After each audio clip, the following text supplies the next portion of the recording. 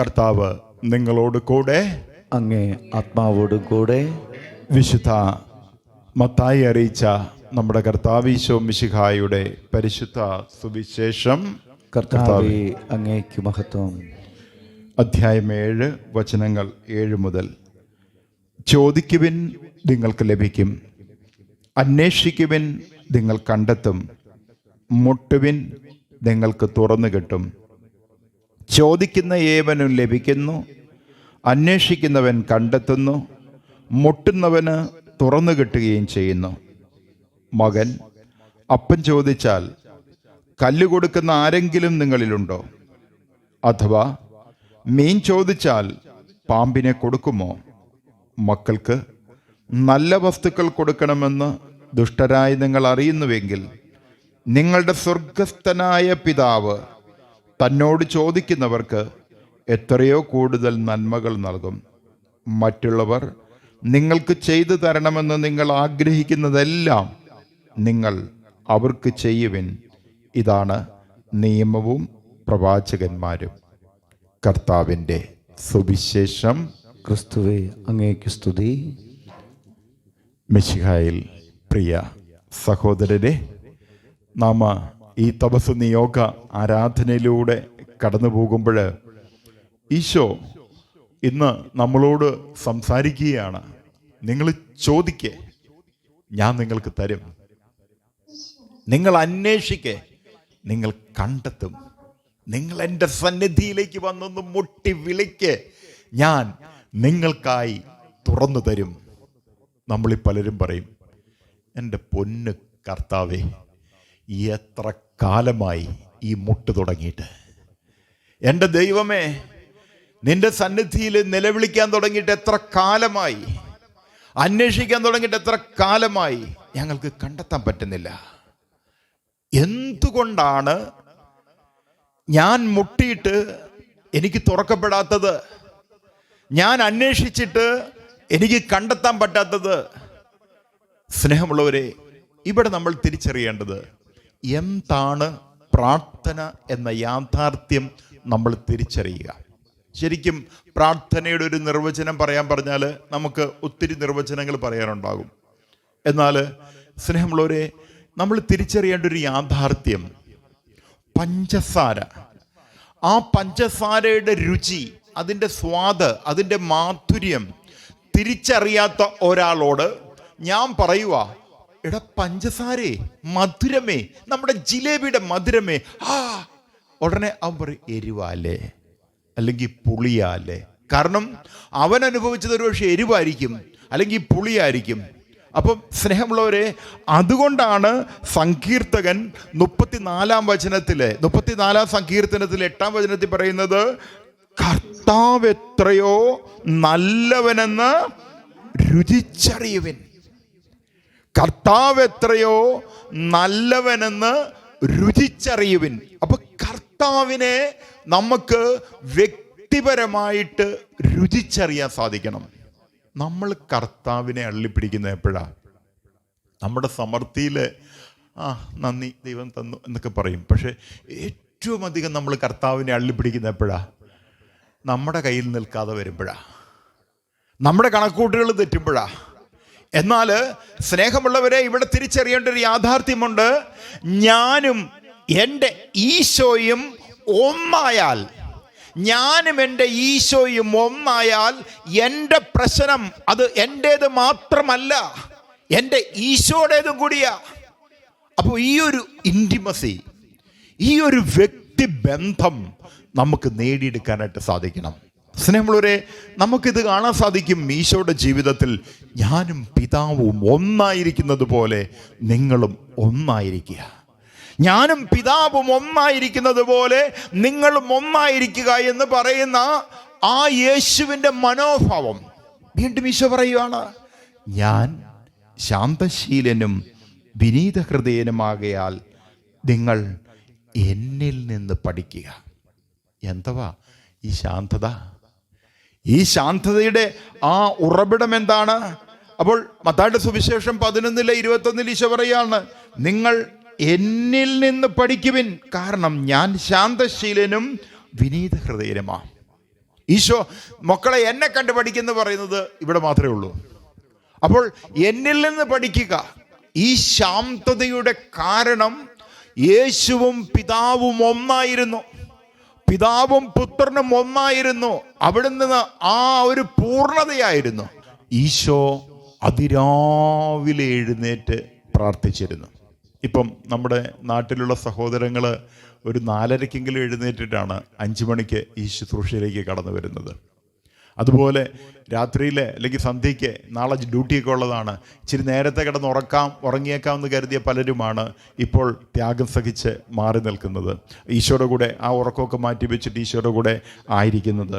അപ്പോൾ നമ്മൾ മർക്കോസിൻ്റെ സുവിശേഷം 1:35 പോകുവാണെങ്കിൽ എല്ലാ ദിവസവും ഈശോ അതിരാവിലെ ദീർഘനേരം ഇരുന്ന് പ്രാർത്ഥിക്കുന്നത് നമുക്ക് കാണാൻ സാധിക്കും. ഇനി ഇടയ്ക്കൊക്കെ സമയം കിട്ടുമ്പോൾ ലൂക്കായുടെ സുവിശേഷം 5:16 നോക്കി നമുക്ക് കാണാൻ സാധിക്കും. ഈശോ അവനാകട്ടെ വിജനപ്രദേശങ്ങളിലേക്ക് പിൻവാങ്ങി അവിടെ പ്രാർത്ഥിച്ചു കൊണ്ടിരുന്നു. അതുപോലെ തന്നെ ലൂക്കായുടെ സുവിശേഷം 3:31 യേശു സ്നാനമേറ്റ ശേഷം പ്രാർത്ഥിച്ചു കൊണ്ടിരിക്കുമ്പോൾ സ്വർഗം തുറക്കപ്പെടുന്നതും പരിശുദ്ധാത്മാവ് യേശുവിൻ്റെ മേലിറങ്ങി. അപ്പം ഈശോ അതുപോലെ ഈശോ ശിഷ്യന്മാരെ തിരഞ്ഞെടുക്കുന്ന സമയം. ഇപ്പം ഈശോയുടെ ജീവിതത്തിലെ പ്രധാനപ്പെട്ട നിമിഷങ്ങളിലെല്ലാം ഈശോ ആ പ്രാർത്ഥിച്ച് പിതാവുമായി ഒന്നായി ശക്തി നേടുന്ന ഒരു രംഗം നമുക്ക് കാണാനായിട്ട് സാധിക്കും. അപ്പോൾ സ്നേഹമുള്ളവരെ, ഈ പ്രാർത്ഥന ഇപ്പം നമ്മളിപ്പം വഴിയെ പോകുന്ന ഒരാളോട് ചോദിക്കുവാണ്, എനിക്കൊരു സഹായം ചെയ്യാമോ? അവർ പറയും ഇങ്ങനെ എത്രയോ പേര് ചോദിക്കുന്നു. പക്ഷേ എൻ്റെ ജീവൻ്റെ ഭാഗമായ ഞാനുമായി ഏറ്റവും അടുപ്പമുള്ള ഒരു വ്യക്തി, ആ വ്യക്തി എൻ്റെ പ്രശ്നം ആ വ്യക്തിയുടെ പ്രശ്നമായിട്ട് ഏറ്റെടുക്കുകയാണ്. അപ്പോൾ തീർച്ചയായിട്ടും നമ്മൾ ഈശോയുടെ കരങ്ങളിലേക്ക് നമ്മുടെ പ്രതിസന്ധികളെ പൂർണ്ണമായിട്ട് വിട്ടുകൊടുക്കുമ്പോൾ, ഞാനും ഈശോയും ഒന്നായിരുന്നു കൊണ്ട് ഞാൻ ചോദിച്ചാൽ മുട്ടുന്ന ഒരു ദൈവം, ഞാൻ നിലവിളിച്ചാൽ കരയുന്ന ഒരു ദൈവം, ഞാൻ വിളിച്ചാൽ വിളി കേൾക്കുന്ന ഒരു ദൈവം എൻ്റെ കൂടെയുണ്ട്. ആ കർത്താവിൻ്റെ കൂടെയാണെന്നുള്ളൊരു ഉത്തമ ബോധ്യം നമുക്കുണ്ടാകണം. ഇനി ഈശോയുടെ സ്വന്തമാകാൻ ആഗ്രഹിക്കുന്നവരോട് ഈശോ പറയുന്ന ഏറ്റവും പ്രധാനപ്പെട്ട ഒരു തലമാണ് എന്നെ അനുഗമിക്കുവാൻ. മത്തായിയുടെ സുവിശേഷം 16:24 നമ്മൾ പലപ്പോഴും ധ്യാനിച്ചിട്ടുള്ളതാണ്. എന്നെ അനുഗമിക്കുവാൻ ആഗ്രഹിക്കുന്നവൻ സ്വയം പരിത്യജിക്കുക.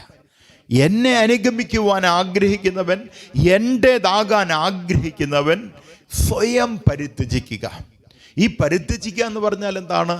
എന്നെ തന്നെ ദൈവത്തിൻ്റെ കരങ്ങളിലേക്ക് പൂർണ്ണമായിട്ട് വിട്ടുകൊടുക്കുക, ശൂന്യവൽക്കരണത്തിൻ്റെ ഉദാത്ത മാതൃകയാകുക. അപ്പം ഞാൻ എൻ്റെ ഈശോയുടെ കരങ്ങളിലേക്ക് എൻ്റെ ജീവിതത്തെ പൂർണ്ണമായിട്ട് വിട്ടുകൊടുത്താൽ, ഞാനും എൻ്റെ ഈശോയും ഒന്നായിക്കൊണ്ട് എൻ്റെ പ്രതിസന്ധികളിൽ, എൻ്റെ പ്രശ്നങ്ങളിൽ, എൻ്റെ വേദനകളിൽ എന്നെ അറിയുന്ന, എൻ്റെ നന്മ മാത്രം ആഗ്രഹിക്കുന്ന എൻ്റെ കർത്താവ് എനിക്ക് പ്രതിസന്ധികൾ വന്നാലും പ്രശ്നങ്ങൾ വന്നാലും എന്നെ കൈവിടുകയില്ല എന്ന ഉത്തമ ബോധ്യത്തിലെ ദൈവത്തിൽ പൂർണ്ണമായിട്ട് നമുക്ക് ആശ്രയം വയ്ക്കാൻ സാധിക്കണം. അതാണ് പൗലോസ്ലീഹായുടെ മനോഭാവം.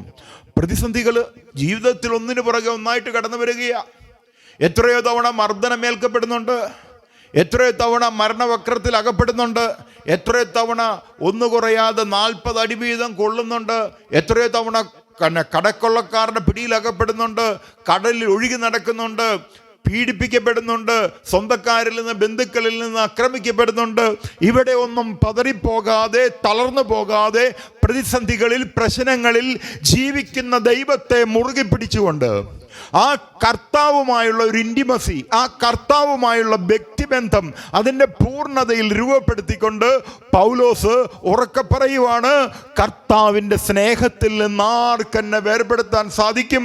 ക്ലേശമോ, ദുരിതമോ, കഷ്ടതയോ, പട്ടിണിയോ, വാളോ, ഒരു വ്യക്തിക്കും ഒരു വസ്തുവിനും എന്നെ എൻ്റെ കർത്താവിൻ്റെ സ്നേഹത്തിൽ നിന്ന് വേർപെടുത്താൻ സാധിക്കുകയില്ല. യേശുവുമായുള്ള വ്യക്തിബന്ധത്തിൽ നിന്നാണ് ഇത് വരുന്നത്. നമ്മളൊക്കെയോ നാക്കാപ്പിച്ച കിട്ടിയാൽ പ്രൈസ് ദി ലോർഡ് ഹല്ലേലൂയ എന്ന് പറയും. ഞാൻ നിങ്ങളെന്നല്ല പറയുന്നത്, നമ്മളെന്ന് പറയുന്നത്. അപ്പം എന്നെ കിട്ടാതെ വന്നു കഴിഞ്ഞാൽ പ്രാർത്ഥിച്ചിട്ടും കാര്യമില്ല, കർത്താവിനെ വിളിച്ചിട്ടും കാര്യമില്ല എന്ന് നമ്മൾ പറയും. അപ്പോൾ സ്നേഹമുള്ളവരെ, പൗലോസ്ലീഹ നമ്മളെ പഠിപ്പിക്കുന്ന എന്താണ്? എന്ത് പ്രതിസന്ധി വന്നാലും, കഷ്ടത വന്നാലും, വാള് വന്നാലും, ജീവൻ അപകടത്തിലായാലും, രോഗം വന്നാലും, ക്ലേശം വന്നാലും അവിടെയൊന്നും ഞാൻ പതറിപ്പോകില്ല. ഞാൻ എൻ്റെ കർത്താവിനെ മുറുകെ പിടിച്ചിരിക്കുക. ഞാനും എൻ്റെ കർത്താവും ഒന്നാണെങ്കിൽ, അതാണല്ലോ പൗലോസ്ലീഹ ഫിലിപ്പിയർക്ക് എഴുതിയ ലേഖനത്തിൽ പറയുന്നത്, അവനിൽ വിശ്വസിക്കാൻ മാത്രമല്ല അവനോടുകൂടെ സഹിക്കുവാനുമുള്ള അവകാശം എനിക്ക് നൽകപ്പെട്ടിരിക്കുകയാണ്. നമ്മുടെ കുഞ്ഞുങ്ങളുടെ രോഗമാകാം, ജീവിത പങ്കാളിയുടെ വൈകല്യങ്ങളാകാം, കുടുംബ പ്രശ്നങ്ങളാകാം, സാമ്പത്തിക പ്രതിസന്ധികളാകാം. ഇവിടെ ദൈവം പോലും എന്നെ കൈവിട്ടോ എന്ന് ചിന്തിക്കുന്ന 100 പ്രതിസന്ധികളിലൂടെ നമ്മൾ കടന്നു പോകുന്നുണ്ടാകാം. ഇവിടെ പതറിപ്പോകാതെ, ഏത് പ്രതിസന്ധികളിലും ഏത് പ്രശ്നങ്ങളിലും എൻ്റെ കൂടെ നിൽക്കുന്ന ഒരു കർത്താവ് എനിക്കുണ്ട്. ആ കർത്താവിൻ്റെ സമയത്തിനായി ഞാൻ കാത്തിരുന്നു കൊണ്ട് എൻ്റെ ജീവിതത്തെ, എൻ്റെ ജീവിത പ്രശ്നത്തെ ഞാൻ എൻ്റെ കർത്താവിൻ്റെ കരങ്ങളിലേക്ക് പൂർണ്ണമായിട്ട് വിട്ടുകൊടുക്കാൻ തയ്യാറാകുമ്പോൾ ജീവിക്കുന്ന ദൈവത്തിൻ്റെ മഹത്വം അതിൻ്റെ പൂർണ്ണതയിൽ അനുഭവിക്കുവാൻ, ജീവിക്കുന്നവനാണ് എൻ്റെ കർത്താവെന്ന് എനിക്ക് തിരിച്ചറിയാനായിട്ട് സാധിക്കും. Praise the Lord. ശക്തിയോടെ പ്രൈസ് ദി ലോർഡ്, ജീവനോടെ പ്രൈസ് ദി ലോർഡ്. അപ്പോൾ സ്നേഹമുള്ളവരെ, ഈ തന്നെ വൈകാരിക തലം നമ്മൾ ഈശോ പറയുവാണ്, എന്നെ അനുഗമിക്കുവാൻ എന്നവൻ സ്വയം പരിത്യജിക്കുക. അതായത് പൂർണ്ണമായിട്ട് ദൈവത്തിൽ ആശ്രയിക്കുന്ന ഒരു വ്യക്തിക്ക് ആ പരിത്യജിക്കൽ പൂർണ്ണമാകും. ഉദാഹരണം പറഞ്ഞാൽ, എനിക്ക് മാങ്ങാപ്പഴം ഇഷ്ടമാണെന്ന് കരുതുക. അപ്പം ആരെങ്കിലും ഒരു നല്ല മാങ്ങാപ്പഴം കൊണ്ടു തന്നു. ഈ മാങ്ങാപ്പഴം ഞാൻ വളരെ ഇപ്പോൾ വയറൊക്കെ നിറഞ്ഞിരിക്കുന്നതുകൊണ്ട് കഴിക്കാൻ പറ്റത്തില്ലെന്ന് കരുതി ഞാൻ എവിടെയെങ്കിലും പാത്തു വെച്ചു. തേണ്ട്ര രാത്രി വന്ന് എലി തിന്നുകൊണ്ട് പോയി. രാവിലെ വലിയ കാര്യമായിട്ട് എടുക്കാൻ വന്നപ്പോൾ എലി കടിച്ചു വെച്ചിരിക്കുക. സ്വാഭാവികമായിട്ട് അന്നത്തെ ദിവസം പോക്ക്, അശോ കഷ്ടം, എന്നാലും അത് ഇങ്ങ് തിന്നാൽ മതിയായിരുന്നു എന്നൊക്കെ ഓർക്കും. മറിച്ച് എനിക്ക് ഈ മാങ്ങ എന്ന് പറയുന്ന സാധനം കണ്ണെടുത്താൽ കാണത്തില്ല, ഇഷ്ടമില്ല. അപ്പോൾ ആരെങ്കിലും ഒരെണ്ണം തന്ന് ഞാൻ ആ മൂലയിൽ വലിച്ചെറിഞ്ഞു, അതവിടെ കിടന്ന് എലി കടിച്ചാൽ എനിക്ക് പ്രശ്നമില്ല. അപ്പോൾ ശരിക്കും പറഞ്ഞാൽ ശാരീരിക മേഖലയിലെ ആ പരിത്യജിക്കൽ എന്ന് പറഞ്ഞാൽ, ഇപ്പം നമ്മൾ പരിത്യജിക്കൽ എന്ന് പറയുമ്പോൾ ശാരീരിക തലങ്ങളിലുള്ള ഒരു പരിത്യജിക്കൽ നമ്മൾ നടക്കണം, വൈകാരിക തലങ്ങളിലുള്ള പരിത്യജിക്കൽ നമ്മൾ നടക്കണം. അപ്പോൾ ശാരീരിക തലങ്ങളിൽ പരിത്യജിക്കൽ എന്ന് പറഞ്ഞു കഴിഞ്ഞാൽ, ഞാൻ ശാരീരിക മേഖലയിൽ ഒരു പരിത്യജിക്കലിലേക്ക് വന്നാൽ എനിക്ക് ഒന്നിനെക്കുറിച്ചും ആകുലതപ്പെടില്ല. അയ്യോ, അവർ ബെൻസ് വാങ്ങിച്ച് എനിക്കെന്നാ ഓടി വാങ്ങിക്കണം, അവർ 36 ഇഞ്ചിൻ്റെ TV വാങ്ങിച്ചത്, എനിക്ക് 56-ൻ്റെ വാങ്ങിക്കണം. അയ്യോ, അവർ 2 നില വീട് പണിതു, എനിക്ക് 4 നില പണിയണം. അല്ലെങ്കിൽ അവർ 5 ബെഡ്റൂമിൻ്റെ വാങ്ങിച്ചു, ഞങ്ങൾക്ക് 7-ൻ്റെ വേണം. അപ്പോൾ ഈ ശാരീരിക തലങ്ങളിൽ പരിത്യജിക്കലുണ്ടായാൽ എനിക്ക് ഒന്നിനെക്കുറിച്ചൊരു ആകുലതയില്ല, വ്യാകുലതയില്ല. എൻ്റെ പ്രതിസന്ധികളിൽ എൻ്റെ കർത്താവ് എൻ്റെ കൂടെ ഉണ്ടെന്നുള്ളൊരു ഉത്തമ ബോധ്യത്തിൽ എനിക്ക് പൂർണ്ണമായിട്ടും കർത്താവിൽ ആശ്രയിക്കാൻ, കർത്താവിൻ്റെ കരങ്ങളിലേക്ക് എന്നെ തന്നെ പൂർണ്ണമായിട്ട് വിട്ടുകൊടുക്കാനായിട്ട് എനിക്ക് സാധിക്കും. Praise the Lord. ശക്തിയോടെ പ്രൈസ് ദി ലോർഡ്, ജീവനോടെ പ്രൈസ് ദി ലോർഡ്, ശക്തിയോടെ പ്രൈസ് ദി ലോർഡ്. അപ്പം സ്നേഹമുള്ളവരെ, ഇനി നമ്മുടെ വ്യക്തി ജീവിതത്തിൽ വൈകാരിക തലങ്ങളിലെ പരിത്യജിക്കലിനെ കുറിച്ച് മനസ്സിലാക്കാൻ വേറെ എങ്ങോട്ടും പോകണ്ട. മത്തായിയുടെ സുവിശേഷം 5-ാം അധ്യായത്തിലെ 11-ാം വചനം എടുത്താൽ മതി. അവിടെ ഈശോ പറയുവാണ്, എന്നെ പ്രതി, കർത്താവിനെ പ്രതി മനുഷ്യർ നിങ്ങളെ അവഹേളിക്കുകയും പീഡിപ്പിക്കുകയും എല്ലാവിധ തിന്മകളും നിങ്ങൾക്കെതിരെ വ്യാജമായി പറയുകയും ചെയ്യുമ്പോൾ നിങ്ങൾ ഭാഗ്യവാന്മാർ, നിങ്ങൾ ആനന്ദിച്ച് ആഹ്ലാദിക്കുവിൻ. അപ്പോൾ സ്നേഹമുള്ളവരെ ഓർക്കുക, കർത്താവിനെ പ്രതി നമ്മൾ കർത്താവിൻ്റെ നാമത്തിലൊരു നന്മ ചെയ്യുമ്പോൾ ഓർക്കുക, അവിടെ തെറി ഉറപ്പാ. നമ്മുടെ കൂടെ നിൽക്കുന്നവർ നമ്മളെ കല്ലെറിയുന്നു എന്നുള്ളത് ഉറപ്പാ. നമ്മുടെ ഇടത്തും വലത്തും നിൽക്കുന്നവരത് ഉൾക്കൊണ്ടെന്ന് വരികയില്ല. പക്ഷേ എൻ്റെ മനസാക്ഷിയിൽ ഞാൻ എൻ്റെ ജീവിക്കുന്ന ദൈവത്തോട് ചേർന്ന് നിന്നുകൊണ്ട് ഞാൻ കർത്താവിൻ്റെ നാമത്തിൽ ചെയ്യുന്ന നന്മയെ എനിക്കുറക്കെ പ്രഖ്യാപിക്കാൻ സാധിക്കും. അപ്പോൾ ഇവിടെ കാരണന്മാർ പറയുന്ന ഫലമുള്ള വൃക്ഷത്തിനെ കല്ലേറുണ്ടാകത്തുള്ളെന്ന്. അപ്പോൾ സ്വാഭാവികമായിട്ടും ഈ വ്യക്തിബന്ധത്തിൽ ഈശോയുമായുള്ള ആ ഒരു ഇൻറ്റിമസിയിൽ വൈകാരിക പക്വത വന്നാൽ, ഇപ്പം ചിലർ വന്നിട്ട് പറയും, ഉയ്യോ അവർ നിന്നെക്കുറിച്ച് പറഞ്ഞത് കേട്ടില്ലേ, ഇവർ പറഞ്ഞത് കേട്ടില്ലേ. പക്ഷേ എനിക്കൊരു വൈകാരിക പക്വത വന്നാൽ ആരെന്നെക്കുറിച്ച് എന്ത് പറഞ്ഞാലും ഞാൻ അതിനെക്കുറിച്ച് ആകുലപ്പെടില്ല. എൻ്റെ കർത്താവ് എന്നെ കൈവിടാതിരുന്നാൽ മാത്രം മതി. അപ്പോൾ നമ്മുടെ വ്യക്തി ജീവിതത്തിൽ പ്രതിസന്ധികളും പ്രശ്നങ്ങളും കടന്നു വരുമ്പോൾ, വ്യക്തിബന്ധങ്ങൾ തകരുമ്പോൾ, ജീവിതകാലം മുഴുവൻ നമ്മുടെ കൂടെ ഉണ്ടാകുമെന്ന് കരുതിയവർ കാലുവാരുമ്പോൾ, അവിടെയെല്ലാം പതറിപ്പോകാതെ തളർന്നു പോകാതെ ഞാനും എൻ്റെ കർത്താവുമായുള്ളൊരു വ്യക്തിബന്ധം, കർത്താവുമായുള്ളൊരു ഇൻറ്റിമസി. അപ്പം ഈ ലോകം നമ്മളെ കൈവിടും, ഈ ലോകം നമ്മളെ ഒറ്റിക്കൊടുക്കും, ഈ ലോകം നമ്മളുടെ മേൽ അഭിഖ്യാതികൾ പറയും, ഈ ലോകത്തിൻ്റെ മേൽ നമുക്ക് വിജയം വരിക്കാൻ സാധിക്കണം. കർത്താവുമായുള്ള വ്യക്തിബന്ധം അതിൻ്റെ പൂർണ്ണതയിൽ നേടിയെടുക്കുവാൻ പരിശുദ്ധാത്മാവേ ഞങ്ങളെ സഹായിക്കണമേ. ദൈവമക്കളുടെ സ്വാതന്ത്ര്യം അതിൻ്റെ പൂർണ്ണതയിൽ നേടിയെടുക്കാനുള്ള കൃപ തരണമേ. ശാരീരിക മേഖലയിൽ, വൈകാരിക തലങ്ങളിൽ പരിത്യജിക്കലിൻ്റെ പൂർണ്ണത നേടിയെടുക്കുവാൻ ഞങ്ങളെ യോഗ്യരാക്കണമേ, ഞങ്ങളെ ശക്തരാക്കണമേ. ദൈവമക്കളുടെ സ്വാതന്ത്ര്യം ഞങ്ങൾക്ക് തരണമേ.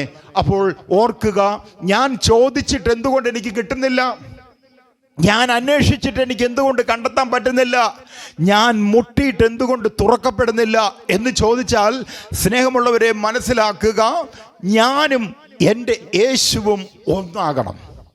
ഞാനും എൻ്റെ യേശുവും ഒന്നായാൽ യേശുവിൻ്റെ എൻ്റെ പ്രശ്നങ്ങളത് യേശുവിൻ്റേതും കൂടി ആകുകയാണ്.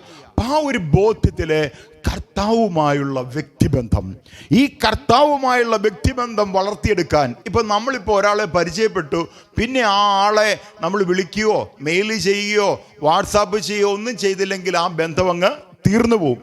അപ്പോൾ നമ്മളും ഈശോയും ഒന്നാകണമെങ്കിൽ ഈശോയുമായൊരു ഇൻറ്റിമസി, ഈശോയുടെ കൂടെ ഇരിക്കാൻ, ഈശോയുടെ കൂടെ ആയിരിക്കുവാൻ, ഈശോയോട് സംസാരിക്കാൻ, ഈശോയോടൊത്ത് സമയം ചെലവഴിക്കാൻ നമുക്ക് സാധിക്കണം. അപ്പോൾ പിതാവും പുത്രനും ഒന്നായത് എങ്ങനെയാണെന്ന് നമ്മൾ വചനത്തിലൂടെ കണ്ടു. അതിരാവിലെ എഴുന്നേറ്റ് അവിടുന്ന് പ്രാർത്ഥിക്കുക. ഇച്ചിരി സമയം കിട്ടിയാൽ ബിസിനസ് സ്ഥലത്തേക്ക് പോയി പ്രാർത്ഥിക്കുകയാണ്.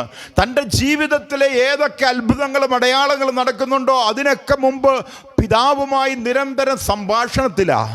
തൻ്റെ പരസ്യ ജീവിതം ആരംഭിക്കുമ്പോൾ യേശു 1-2 ദിവസമല്ല 40 ദിനരാത്രങ്ങൾ ഉപവസിച്ചു പ്രാർത്ഥിച്ചു. വീണ്ടും തൻ്റെ കൂടെ ആയിരിക്കുവാൻ, ഈ രക്ഷാകര ദൗത്യം ലോകത്തിൻ്റെ എല്ലാ അതിർത്തികളിലും എത്തിക്കുവാൻ ഈശോ 12 പേരെ തിരഞ്ഞെടുക്കുന്നതിന് മുമ്പ് പ്രാർത്ഥനയിൽ ചെലവഴിക്കുന്നു. രാത്രി മുഴുവനും പ്രാർത്ഥിക്കുകയാണ്. അപ്പോൾ സ്നേഹമുള്ളവരെ, നമുക്കും ഈശോയുമായുള്ള വ്യക്തിബന്ധം അതിൻ്റെ പൂർണ്ണതയിൽ നേടിയെടുക്കാം. അതിനുള്ള കൃപയ്ക്ക് വേണ്ടി നമുക്ക് പ്രാർത്ഥിക്കാം. നമ്മുടെ നീറുന്ന പ്രശ്നങ്ങൾ ഈശോയുടെ കരങ്ങളിലേക്ക് പൂർണ്ണമായിട്ട് വിട്ടുകൊടുക്കുമ്പോൾ, ഞാനും എൻ്റെ ഈശോയും ഒന്നാകുമ്പോൾ ഈശോ നമ്മളെ ചേർത്ത് പിടിക്കും, ഈശോ നമ്മളെ ഏറ്റെടുക്കും. നമുക്ക് നമ്മളെ തന്നെ പൂർണ്ണമായിട്ടും നമ്മുടെ ഈശോയുടെ കരങ്ങളിലേക്ക് കൊടുക്കാം. പിതാവിൻ്റെയും പുത്രൻ്റെയും പരിശുദ്ധാത്മാവിൻ്റെയും നാമത്തിൽ ആമേൻ.